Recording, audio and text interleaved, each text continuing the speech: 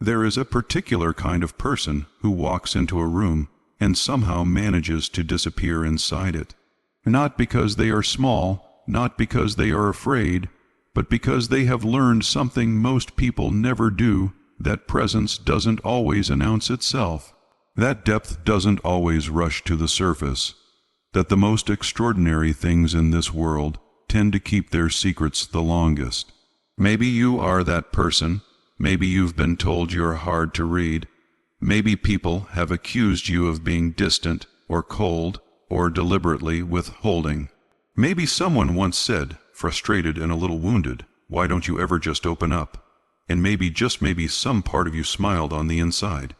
Not out of cruelty, but because you understood something they didn't yet, that what they called withholding, you called discernment. What they called distance, you called depth. What they called mysterious, you called simply yourself. But here's the real question, the one worth sitting with tonight. Why, not as an accusation, but as an honest, searching inquiry? Why do some souls instinctively draw a veil around themselves? What does it actually mean when a person prefers to be known slowly, if at all? What is the spirit trying to protect, or perhaps to preserve? Let's begin where all true things begin. In childhood, because nobody is born choosing mystery, nobody arrives into this world practicing silence as a strategy. Children are luminously transparent. They cry when they hurt, laugh when they're glad, reach for what they want without calculation or shame. Openness is the original state of the human soul. Hiddenness is something that gets learned, and it gets learned in very specific moments. The moment you shared something true about yourself, something tender, something real, and the person you shared it with didn't handle it carefully. Maybe they laughed, maybe they forgot, maybe they used it against you later in an argument, turning your vulnerability into ammunition. Maybe they simply looked at you with blank, disinterested eyes, and that blankness was somehow worse than any cruelty. That moment taught you something. It inscribed a lesson into the architecture of your personality. The interior is precious, and not everyone deserves a tour. And so you began, gradually, almost unconsciously, a building. Not walls exactly. Walls are defensive, paranoid, ugly things. You built something more like a garden with a gate, beautiful on the outside, breathtaking within.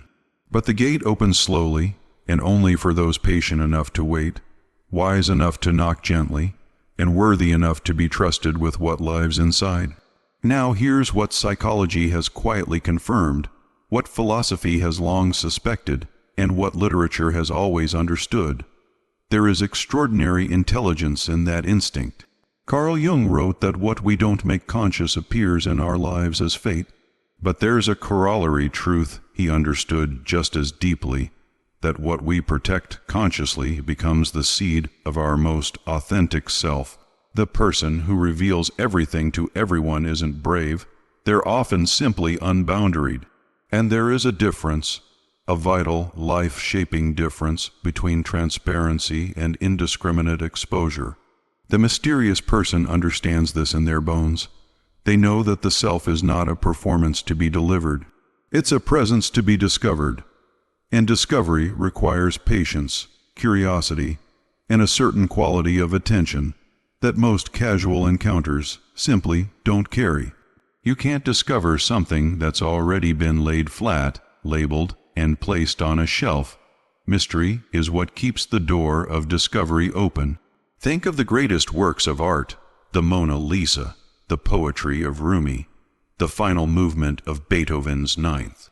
What makes them immortal is not that they explained themselves. It's that they refused to. They offered enough to pull you close, and then kept something behind the canvas, behind the word, behind the note, something that made you return, and return again. The mysterious soul operates the same way, not by design necessarily, but by nature. They are art that refuses to write its own caption. But we must be honest here, as true reflection demands, because not all mystery is sacred, not all hiddenness is wisdom, and the human soul, brilliant and complicated as it is, doesn't always know the difference between chosen depth and fear wearing depth's clothing. Sometimes the preference for mystery is not philosophy, it's armor. Sometimes the person who stays hidden isn't protecting something precious. They're protecting themselves from the unbearable possibility of being truly seen and found wanting. There's a particular terror in that, the terror of full visibility, of being known, completely known, and then judged. Or worse, found ordinary, found flawed, found human in ways that feel like disappointment. And so some people construct the mysterious persona, not as an expression of their spirit, but as an insurance policy against rejection. If no one truly knows you, no one can truly leave you. If you keep enough of yourself in shadow, you maintain the upper hand. You can never be fully hurt because you were never fully offered. This too is real. This too is human. And it deserves not judgment, but compassion, the deep, clear-eyed compassion that says, I see what you're doing, and I understand why, and I also gently ask, is this serving you, or simply saving you? There is a difference between a mystery that invites and a mystery that isolates, between depth that draws people in and silence that keeps them safely, permanently out. The invitation toward growth toward yourself lies in knowing which one you're living. Here is something that strikes me as profoundly true, and I want you to hold it carefully. The people who prefer to stay mysterious are, more often than not, people of enormous interior richness. Not always, but often. Because the preference for privacy, for slowness of self-revelation, usually accompanies a very particular kind of inner life, one that is layered, complex, self-examining, and alive with its own private language. These are people who think in metaphors, who feel in textures and temperatures rather than simple words, who lie awake at 2 a.m., not from anxiety, but from the sheer restlessness of a mind that never quite stops moving, turning ideas over the way a river turns stones, smoothing them, revealing something new in each rotation. They often have a rich relationship with solitude. Not loneliness, that hollow, aching thing, but chosen solitude, inhabited solitude, the kind that feels like coming home rather than being left behind. They find noise exhausting and silence nourishing. They are acutely sensitive to the emotional weather of a room, reading atmospheres, reading people, reading the spaces between what is said. And because their inner world is so alive, so vivid, so complex, they become protective of it, not out of arrogance. Out of something closer to stewardship. You don't hand a rare manuscript to strangers. You don't let just anyone into the room where your most sacred things are kept. The mysterious person understands, deeply and almost wordlessly, that the interior life is not a public park. It is a private cathedral, and you only bring someone inside when you trust them to be quiet enough to hear what lives there. There's a moment, and I believe most people of this nature have experienced it, when someone finally sees you. Not the polished surface, not the careful presentation, not the witty, composed, just enough, revealed version of yourself that you offer to the world, but you, the you that is uncertain and wondering and wild and quiet ways, the you that cries at unexpected things, that carries private griefs nobody knows about, that has questions so large they have no answer, only depth. And when that person sees that you, and doesn't flinch, doesn't retreat, doesn't reach for a label or a category, something extraordinary happens. The veil drops, not all at once, not performatively, but gradually, like dawn, like ice that begins its long, quiet becoming back into water. And in that moment, the mysterious person discovers something they perhaps feared was impossible, that being known is not the same as being diminished. That visibility in the right light with the right witness feels not like exposure, but like relief, like setting down something very heavy that you'd carried for so long you forgot it'd weight. This is what mystery, at its best, is moving toward. Not permanent concealment, not lifelong fortress dwelling, but the slow, deliberate, trustworthy construction of real intimacy, the kind that was earned, not assumed. The kind that doesn't evaporate because it was built on something solid, patience, discernment, chosen trust. And so what does it say about your spirit, this preference for staying mysterious? It says you are someone who understands that the deepest things take time, that you have, somewhere in the course of your living, learned the difference between what is performed and what is real, that you carry within you a self-respect that refuses to let the most tender parts of you be entertainment for the incurious. It says you are likely a person of unusual sensitivity, the kind that can be both gift and burden, that makes life feel more vivid than it sometimes is comfortable to feel. It says you have probably known loss or misunderstanding, or the particular loneliness of being in a crowded room and feeling entirely unseeable, and that rather than harden into bitterness, you turned inward and built something rich there instead. It may also say, and receive this gently, that there are doors inside you that have been closed so long, you've begun to forget their doors. That somewhere beneath the beautiful, considered mystery, there is someone who still longs to be found. Not by everyone, not loudly or carelessly, but by someone, in some real and lasting way. The spirit that prefers mystery is not a spirit that prefers loneliness. It is a spirit that has set the standards for connection very high, perhaps because it has felt, with great precision, what false connection costs. What it feels like to hand your real self to someone who wasn't paying attention. This is the final thing I want to leave with you. The thing I think matters most. Mystery is not a destination. It is a posture on the way to something. The most luminous people in history, the ones whose names and spirits echoed forward through centuries, were not those who revealed everything, nor those who concealed everything. They were those who revealed rightly, who knew what to protect and what to offer, who understood that the self is not a secret to be kept, but a story to be told carefully, deliberately, to those who have shown themselves worthy of the telling. You are a story worth telling, not to the whole world, not all at once, not to anyone who happens to ask, but to the right people in the right moments, with the right quality of trust between you. You are a story worth telling. And perhaps that is the deepest truth about the mysterious soul, not that it prefers silence, but that it is waiting patiently, wisely, with tremendous interior richness for someone who speaks. This same language, when you find them, you'll know, and when you do, let yourself be found. Asterisk asterisk the sacred gate. Why depth chooses silence over spectacle asterisk asterisk. There is something the world has quietly gotten wrong about silence. It has confused it with absence. It has looked at the person who doesn't rush to speak, who doesn't pour themselves into every conversation like water seeking the lowest level, and it has mistaken their stillness for emptiness. It has looked at the gate and assumed there was nothing worth entering behind it.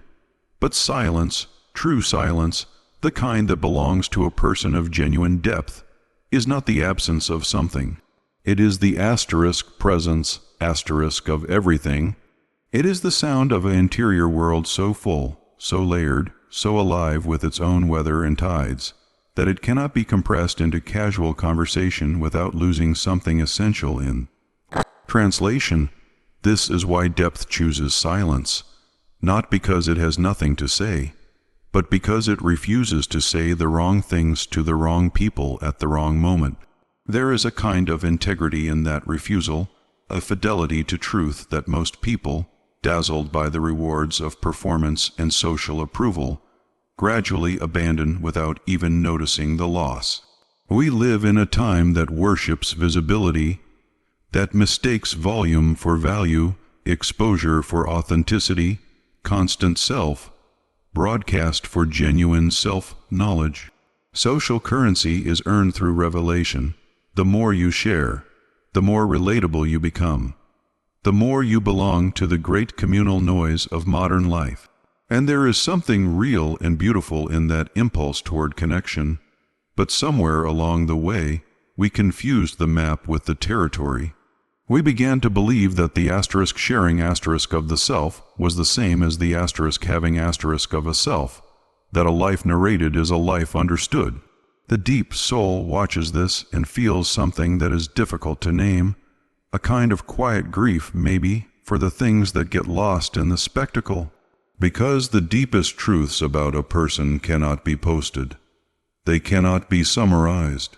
They live in the pauses between words, in the things chosen asterisk not asterisk to be said, in the long afternoons of private thought that leave no record anywhere except in the gradual, invisible sculpting of character. Depth chooses silence the way a river chooses depth over width. A wide, shallow river makes noise, it catches the light dramatically. It moves with obvious energy, it announces itself. But a deep river moves quietly. Its power is not on the surface. Its power is in what it carries, and how far, and how long, without losing itself to the banks on either side. The person of real depth understands, not always consciously, but in some bone, level, wordless way, that to spectacleize the self is to flatten it. Every time you translate something true about yourself into performance, something in that truth gets shaved off to make it fit the shape of what an audience can receive quickly and comfortably. And enough translations, enough performances, enough rounds of flattening, and you can lose the original entirely. This is the instinct behind the sacred gate. It is not fear pretending to be sophistication. At its most honest, it is a form of devotion to the wholeness of one's own interior life, to the preservation of something that the relentless machinery of social spectacle would otherwise erode, grain by grain, without ceremony or notice. The gate says, asterisk, what lives here is real, and real things deserve to be treated carefully. Asterisk, it says, asterisk, I will not reduce myself to what you can digest in passing. Asterisk, it says, asterisk, come closer if you mean it, but understand that meaning it is the price of entry. Asterisk, and in a world that offers everything instantly, that kind of sacred holding is not arrogance. It is among the last remaining acts of genuine spiritual self-respect. Asterisk, asterisk, armor or architecture. Understanding the psychology of chosen mystery asterisk, asterisk, there is a question that lives beneath the surface of every quiet person, every private soul, every individual who has ever been called difficult to read or hard to reach. It is not a question the world asks them. The world is usually too busy misreading them to ask anything thoughtful. It is a question they must eventually ask themselves, in the kind of honest interior silence that strips away every comfortable story and leaves only what is true. The question is this: asterisk, is what I call depth actually wisdom, or is it wound wearing wisdom's clothing? Asterisk, because here is what psychology understands, what years of careful human observation have slowly confirmed. The same behavior can emerge from completely different origins. Two people can stand in the same posture of mystery, and one of them is standing in power, and the other is standing in fear. And from the outside they look identical. Even from the inside they can feel identical, which is precisely what makes this inquiry so difficult and so necessary. The architectural mystery is a conscious, chosen relationship with one's own interiority. It is built not from pain, but from discernment. The person living inside architectural mystery has examined themselves with enough honesty to know what they value, what they need, what quality of connection actually nourishes them versus what merely flatters them temporarily. They have learned, through experience and reflection, that not every person who expresses curiosity about them deserves access to them. That interest is not the same as worthiness. That warmth is not the same as safety. And so they build, deliberately, thoughtfully, a self that has rooms, private rooms. Rooms that open only when the conditions are right, when the trust has been genuinely established, when the other person has demonstrated not just interest but asterisk patience. Asterisk, this kind of mystery is not withholding, it is architecture. It is the intelligent design of an interior life that refuses to be ransacked by every passing visitor. But armored mystery is something different in its roots, even when it wears the same face. Armored mystery was not built from wisdom. It was built from a specific, remembered pain, the pain of having been too open, too early, with someone who was not careful enough to deserve it. It was built in the aftermath of betrayal, misunderstanding, abandonment, or that particular quiet devastation of being fully seen by someone and watching their eyes show something other than what you hoped for. It was built by a psyche that drew the only logical conclusion available to it at the time. Asterisk, if openness caused this pain, then concealment will prevent it. Asterisk, and the armor worked. That is what makes it so difficult to examine and harder still to release. It genuinely protected something. It kept the wound from being reopened. It allowed life to continue with a manageable level of emotional risk. To the nervous system, armor that functions is armor worth keeping. And so it stays, long past the emergency that created it, hardening gradually from temporary protection into permanent posture. This is where it becomes not wisdom, but limitation, because armor doesn't distinguish between threats and gifts. It cannot tell the difference between the person who will hurt you and the person who would heal you. It holds everyone at the same careful distance and calls that distance safety, when what it actually is, after a certain point, is asterisk loneliness with excellent justification. Asterisk the deeply human challenge, the one that requires more courage than most people fully acknowledge, is to sit with yourself long enough and honestly enough to feel which one you are living. To ask not asterisk, does this serve me asterisk in the abstract, but asterisk, does this serve me now today, in the life I am actually living? Asterisk, is the gate here because I know my own value and I am protecting something real? Or is the gate here because I am still, in some quiet, unexamined chamber of myself, afraid of what happens if I let someone all the way in? Both deserve compassion. Neither deserves permanent silence. The armor was built by a younger, more vulnerable version of you, who did the best they could with what they had. Honor that, honor the intelligence of that survival, but understand also that you are not that person anymore, or you don't have to be. That the emergency has passed, that the walls that saved you then may be the very thing costing you now. Architecture invites, armor only defends. And the spirit that was built for genuine depth, for real and lasting connection, for the extraordinary intimacy that comes only between people brave enough to truly know and be known, that spirit was not made to spend its entire life behind a defense. It was made to eventually, carefully, on its own terms, asterisk open, asterisk asterisk asterisk, the interior cathedral, what your private world reveals about your soul, asterisk asterisk. There is a place inside you that no one has ever fully visited, not your closest friend, not the person who has loved you longest, not even on most days yourself, because to visit it fully requires a quality of stillness and courage that ordinary life rarely makes room for. It is not a dark place, though it contains darkness. It is not a simple place, though it contains simplicities so pure they would move you to tears if you let yourself feel them completely.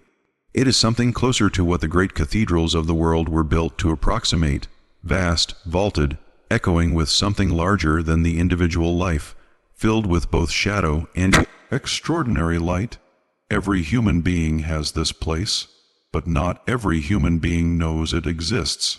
And fewer still have chosen to live close to it, to tend it, to inhabit it, to let it be the truest address of who they are. The person who prefers mystery almost always lives near this interior cathedral. They may not call it that. They may not have language for it at all. But they feel it, that persistent, quiet awareness of an inner dimension that goes deeper than their daily personality, deeper than their roles and relationships and the carefully managed self they present to the world. They feel it in the moments when a piece of music suddenly breaks something open in their chest for no explicable reason. They feel it in the strange, sweet grief that certain sunsets carry, or the way a line from a book can land with the force of a remembered truth rather than a new one. This is not sentimentality. This is sensitivity operating at the level of genuine perception, the ability to receive the world not just as information but as asterisk meaning. Asterisk in it is one of the most reliable signs of a rich and complex interior life. The interior cathedral is built, like all cathedrals, over a very long time. It is built from every experience that ever cracked you open and forced you to go inward because going outward offered no sufficient answer. It is built from grief that didn't resolve neatly, from questions that had no comfortable resting place, from beauty that arrived so suddenly and completely it felt almost unbearable. It is built from the long hours of solitude that others might have found oppressive, but that you found strangely generative hours in which something in you was quietly working, quietly growing, quietly arranging the raw material of your experience into something that resembled understanding. It is built, too, from the things you never said, the responses you chose to keep inside rather than offer to conversations that weren't spacious enough to hold them. The feelings you sat with privately, turned over slowly, examined from every angle, not because you were repressing them, but because they deserved that quality of attention before being released into language. Every unspoken truth that you held long enough to understand becomes a stone in the foundation of this place. Every question you refused to answer cheaply adds a window through which a particular quality of light enters. And what does this cathedral contain?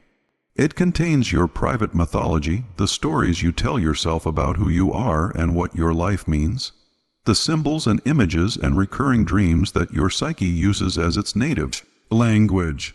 It contains your unfinished griefs, your most honest fears, your most luminous hopes, not the socially acceptable hopes you might share in conversation, but the real ones, the ones so large and tender you barely let yourself think them in the daylight. It contains your aesthetic soul, the particular frequencies of beauty that move you and that you have never been able to fully explain to another person because they are not explanations. They are recognitions, the specific slant of afternoon light that fills you with something wordless, the kind of silence that feels inhabited rather than empty, the rare conversation that leaves you feeling more yourself rather than less. It contains your moral core, not the ethics you perform for approval, but the values so deep and non-negotiable that violating them creates a physical sensation of wrongness, a disturbance in interior atmosphere that no amount of rationalization can fully quiet. This is the compass that the mysterious person often trusts more than the consensus of the room, more than the comfort of belonging, more than the social ease that comes from simply agreeing. This is why the private person can sometimes seem unmovable to those who try to reshape them through pressure or persuasion. It is not stubbornness. It is that they are anchored to something interior that most people are not even aware exists, something that was built slowly enough and honestly enough to be genuinely load-bearing. And perhaps this is the most important thing to understand about the interior cathedral and the soul that lives inside it. It was not built for performance. It was not constructed to impress, to attract, or to demonstrate anything to anyone. It was built because something in the human spirit, in asterisk, your asterisk spirit specifically, needed a place where truth could live without apology, where the full complexity of your experience could exist without being edited for comfort or compressed for convenience. The mysterious person protects this place not because they are selfish with it, but because they understand at some level beneath language that it is the most real thing about them, more real than their achievements, more real than their reputation, more real than any version of themselves they have ever shown the world. It is the place from which everything genuine in them originates, and to share it carelessly would not be generosity. It would be a failure of stewardship over the most sacred thing they possess, the irreducible, luminous, endlessly complex truth of who they actually are. Asterisk, asterisk, the moment of being seen, how intimacy finds the mysterious spirit, asterisk, asterisk. There is a particular kind of loneliness that only the deeply private person truly knows. It is not the loneliness of isolation, of having no one around, no voices, no presence. It is something more precise and more difficult to name than that. It is the loneliness of being surrounded by people who know your name, who recognize your face, who can describe your habits and preferences and the sound of your laugh, and yet who have never once touched the actual you, the you beneath the composed surface, the you that exists in the interior cathedral, quiet and luminous and aching in its patient way, to be genuinely encountered. This is the loneliness of being a person who cannot be known casually, who requires something more than friendliness, more than shared history, more than the comfortable familiarity that passes for intimacy in most of ordinary life. It is the loneliness of a door that is rarely knocked on correctly, because most people don't realize there is a knock required at all. They assume that proximity is the same as closeness, that time spent together accumulates into understanding, that if they have been around you long enough, they must by now know you. But the mysterious soul knows differently. They know that time alone doesn't open the gate, persistence alone doesn't open it, affection alone doesn't open it. What opens it is something rarer and less replicable, something that arrives not as a strategy, but as a quality of attention so genuine, so unhurried, so free from the need to categorize and conclude, that the guarded self begins, almost involuntarily, to exhale. And then the moment comes, not announced, not dramatic in the way that cinema has trained us to expect dramatic moments to be. It arrives quietly, the way the most important things always do, in the middle of an ordinary conversation that suddenly stops being ordinary, in a pause that neither person rushes to fill, in a question asked not to gather information but out of genuine, selfless curiosity, the kind that says asterisk, I want to understand you, not possess you. I want to know you, not define you, asterisk, something shifts. It is physical, almost a loosening in the chest, a subtle release of something held tightly for so long that you had forgotten it was tension at all. The mysterious person feels it and is surprised by it every single time, no matter how many times it has or hasn't happened before, because part of them, the armored part, the careful part, the part that has been disappointed before and learned from that disappointment, never fully believed this moment was coming, never quite trusted that someone would arrive with enough patience, enough genuine curiosity, enough quiet strength to make the gate feel safe to open. And yet here it is, here they are. What happens next is not a sudden flood of confession or revelation. The deeply private person does not become a different person in the presence of someone who truly sees them. They do not suddenly perform openness as gratitude for being found. What happens is more subtle and more profound than that. What happens is that they begin to speak from a place slightly closer to the center. They choose words with less protective distance in them. They allow a silence to carry something real rather than filling it with a carefully constructed conversation that keeps people at a comfortable arm's length. They begin, in other words, to trust. And trust for a person of this nature is not a small thing offered lightly or quickly reversed. When the mysterious soul trusts, they trust with the full weight of everything they are, because they have been so selective, because they have waited so long and observed so carefully, because they have not distributed this trust carelessly to everyone who asked for it. When it finally arrives, it arrives completely. It arrives as a kind of wholeness, as if every careful, patient, discerning moment that preceded it was not delay but preparation, not withholding but asterisk readying. Asterisk, this is what true intimacy looks like for the private soul, not the quick, bright flare of instant connection that burns hot and fades, but the slow, steady ignition of something that has enough depth and enough genuine material to sustain itself over time. The intimacy that was built carefully enough to be actually load-bearing. The kind that doesn't collapse under the weight of real life, under difficulty, under change, under the ordinary disappointments that eventually test every connection. Because when someone has seen you, truly seen the interior cathedral, understood its architecture, stood quietly inside it, and felt its particular quality of light without flinching, without trying to rearrange the furniture, something permanent passes between you, something that cannot be unfelt or unseen on either side. The mysterious person carries this experience differently than others might. They don't broadcast it. They don't reach for language to describe what happened, because they know that the language will be insufficient, and they would rather honor the reality than approximate it. But inside the interior cathedral, something changes in the acoustics. A resonance enters that wasn't there before, a warmth that alters the atmosphere of the whole place. Being seen, for the soul that feared it most and longed for it deepest, is not an event. It is a transformation. It is the moment the deepest truth about the mysterious spirit is finally confirmed, not by their own patient, private knowing of it, but by the presence of another person who looked carefully enough, waited long enough, and cared genuinely enough to find it. That confirmation changes everything. Not loudly, not all at once, but in the way that dawn changes everything gradually, irreversibly, and with a quality of light that makes the whole world look, for a moment, exactly as beautiful as it always was. *** fear wearing depths clothing.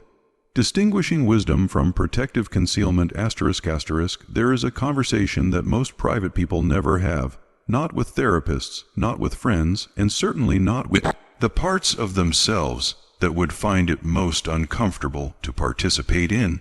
It is the conversation that begins with a single, deceptively simple question asked in genuine good faith, without agenda or accusation, with only the quiet courage of someone who actually wants to know the truth about themselves. The question is this: am I mysterious because I am deep, or am I hidden because I am afraid? Most people who prefer privacy will answer this question immediately, instinctively, and incorrectly. They will say both, perhaps, but mostly the former. They will reach for the more flattering explanation, the way the hand reaches for something familiar in the dark, automatically, without looking, trusting muscle memory over honest examination. And the mind, which is extraordinarily gifted at constructing narratives that protect the ego from uncomfortable truths, will offer them a convincing story. A story about discernment, about hard-won wisdom, about the high standards that come from knowing one's own worth. And perhaps that story is true. But perhaps it is also, in some rooms of the interior, a story that fear has been whispering for so long that it has begun to sound like philosophy. This is the central difficulty of distinguishing wisdom from protective concealment. They feel identical from the inside. They produce the same behaviors, the same postures, the same careful management of what gets revealed to whom and when.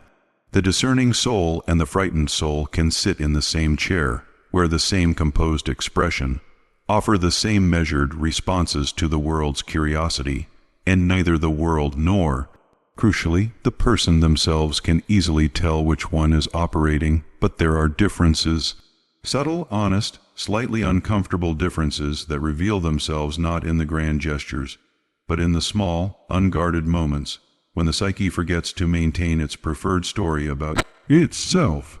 Wisdom-based mystery feels like choice.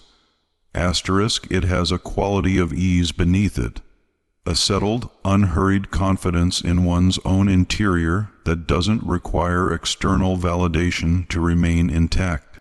The person living in genuine depth doesn't become anxious when someone tries to get close.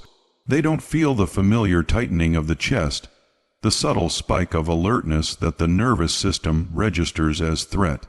They simply, calmly, from a place of secure self-knowledge, maintain whatever boundary feels appropriate. They are not keeping people out because they are frightened of what closeness might cost them.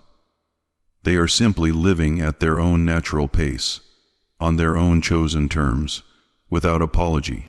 Fear-based concealment, by contrast, has urgency beneath its composed surface. It is not restful, it works. There is a constant, low-frequency labor involved in maintaining the distance, a vigilance that never fully relaxes, an attention that is always partly devoted to monitoring how much of the self is showing and whether that amount feels safe. The mysterious persona built on fear is not a natural expression.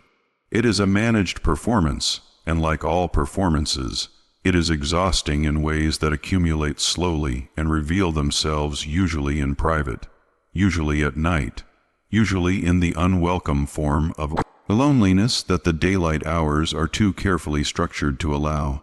Fear-based concealment also has a particular relationship with control. The person hiding from genuine intimacy, rather than simply moving toward it slowly, tends to unconsciously construct situations in which they remain the one with more information, more distance, more power in the dynamic. They know more about others than others know about them. They observe more than they participate. They are comfortable being the one who asks questions and deeply uncomfortable being the one who must answer them. This asymmetry feels like safety. It is, in fact, a kind of emotional hoarding, accumulating the safety of invisibility at the cost of the very connection the soul most deeply needs. And yet, and this is essential to hold alongside everything else, none of this is shameful, none of this is failure.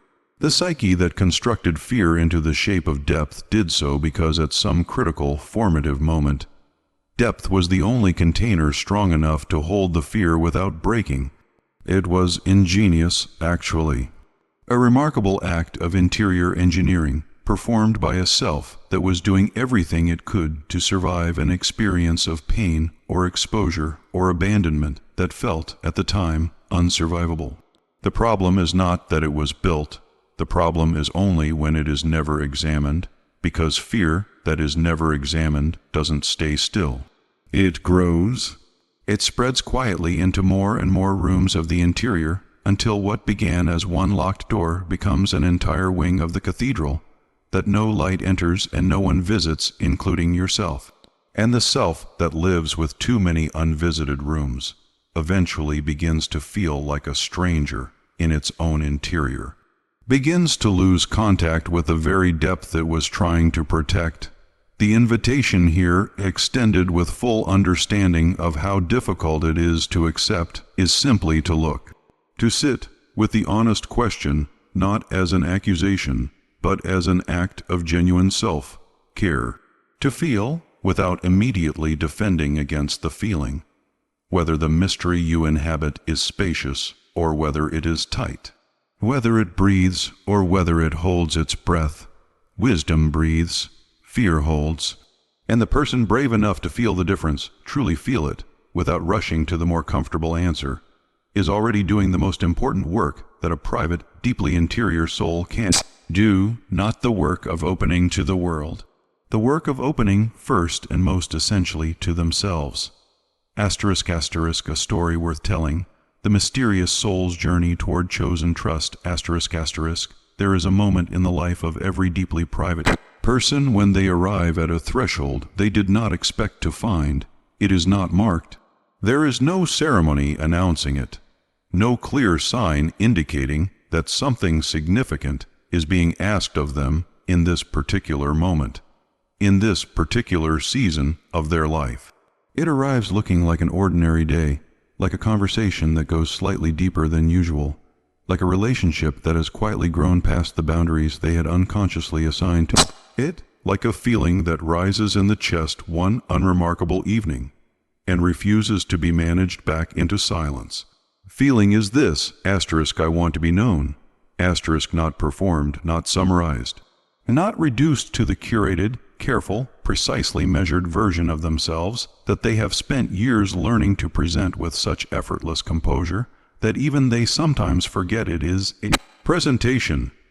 They want to be known in the full, vulnerable, terrifying, luminous sense of that word. Known the way a place is known when you have lived inside it through every season, seen it in its beauty and its bleakness, understood its particular quality of light in the morning and its specific texture of silence at night. This wanting surprises them. It may even initially alarm them, because for so long the preference for mystery felt not like a compromise, but like a genuine expression of who they were. It felt like integrity, and in many ways it was. But now, beneath the integrity, beneath the discernment, beneath all the wisdom that was real and honestly earned, there is this quiet, insistent, deeply human hunger, and it is asking something of them that their entire carefully constructed interior life has been, in some ways, designed to avoid. It is asking them to trust, not the provisional arm's length I will show you this much and, no, further trust that the private soul has learned to practice with such discipline, but the real thing, the trust that steps off the known edge, the trust that says, I have seen enough of you to believe you are safe, and I am going to let that belief carry more weight than my fear. The trust that accepts with full awareness that it might be wrong and chooses anyway. Because the alternative, the permanent safety of never being fully known, has begun to cost more than the risk of being known and hurt. This is the journey toward chosen trust, and it is not a single dramatic moment of decision. It does not arrive like a thunderclap or a revelation that reorganizes everything instantly. It arrives the way the mysterious soul does everything meaningful, slowly, carefully, in layers, with a quality of deliberateness that honors both the magnitude of what is being offered and the depth of what is at stake. It begins usually with language, with the decision to say a true thing that didn't have to be said, to answer a question more honestly than habit would have permitted, to resist the familiar impulse toward deflection, the witty redirection, the question turned back on the asker, the smile that is warm enough to feel like openness and careful enough to reveal nothing, and to simply, quietly, tell the truth instead, not all of it, not recklessly, but one true layer deeper than before. And something happens when that truth is offered and received without damage, something small and significant simultaneously. The nervous system registers it. The interior cathedral records it. A data point is added to the slow, accumulating evidence that the soul has been quietly gathering for years, evidence that closeness is not always catastrophic, that visibility in the right conditions with the right witness does not result in the annihilation that fear has always promised it will. This is how chosen trust is built. Not in grand declarations, but in accumulated small survivals. Each honest moment that doesn't end in devastation becomes a stone in a new kind of architecture. Not the architecture of protection this time, but the architecture of genuine intimacy, of a relationship, or perhaps several, built on the extraordinary foundation of actually being known and choosing to remain. Because this is what the mysterious soul's journey ultimately moves toward, not the abandonment of their depth, not the wholesale dismantling of the gates they built with such care and such good reason. They are not being asked to become someone else. They are not being invited to trade their interiority for the hollow comfort of compulsive openness. The depth remains, the discernment remains, the cathedral remains exactly as magnificent, exactly as private, exactly as carefully tended as it has always been.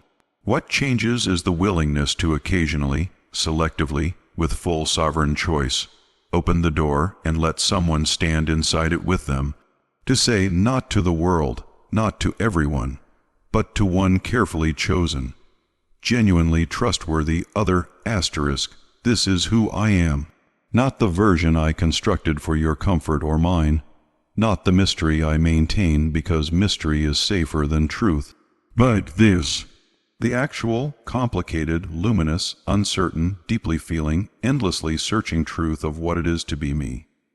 And to discover in the offering that the story they have been living, the one they have been tending in private for so long, the one written in the language of interiority and sensitivity and chosen solitude, is not too complex to be received, and not too layered to be understood, not too private to become, in the right hands, a source of genuine connection rather than permanent separation.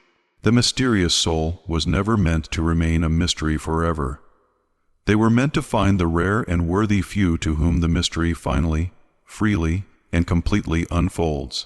And in that unfolding, not despite the journey, but because of every careful, patient, discerning step of it, they discover that they were always in every room of the interior cathedral, in every layer of the carefully constructed self, in every moment of chosen silence and deliberate depth, a story worth telling,